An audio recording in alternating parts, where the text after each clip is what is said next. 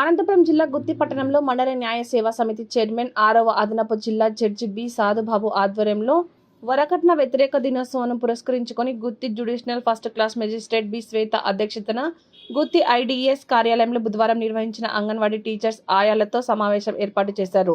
ఈ సమావేశంలో judicial first class magistrate B Shweta మాట్లాడారు. ఇంప్లిమెంటేషన్ చాలా ఇంపార్టెంట్.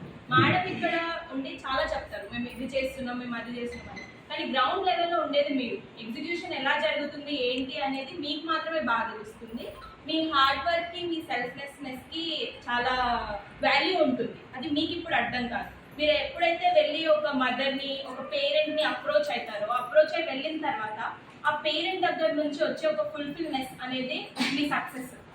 అది మీకంటే కూడా మీరు వెళ్ళిపోయిన తర్వాత ఆ ఇంపాక్ట్ ఎక్కువ ఉంటుంది. కాబట్టి మీరు మీ గ్రౌండ్ లెవెల్స్లో వర్క్ చాలా సెల్ఫ్లెస్గా చేయాలని చెప్పి నేను కోరుకుంటున్నాను. అలాగే ఈరోజు కాన్స్టిట్యూషన్ డేతో పాటు యాంటీ డౌరీ డే కూడా. మీకు తెలుసు యాంటీ డౌరీ డే ఎందుకు ఏంటి, మనకి సెక్షన్ 3(4) డౌరీ ప్రొహిబిషన్ యాక్ట్ ఉంటుంది. ఆ యాక్ట్ డౌరీ తీసుకోవడమే కాదు, ఇవ్వడం కూడా నేరం అని చెప్తుంది.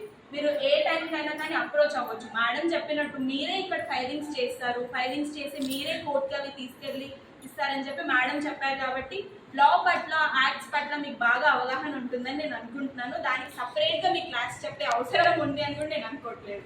అలాగే నిన్న 25th నవంబర్ మనకి violence against women elimination day. ఆ డేలో మనకి ఏం చెప్తున్నానంటే, ఉమెన్కి ఏదైనా వైలేషన్ జరిగితే అది కూడా మీరు అరిగట్టవచ్చు. మీరు డీవీసీ యాక్ట్ పట్ల వాళ్ళకి అవగాహన ఇవ్వచ్చు.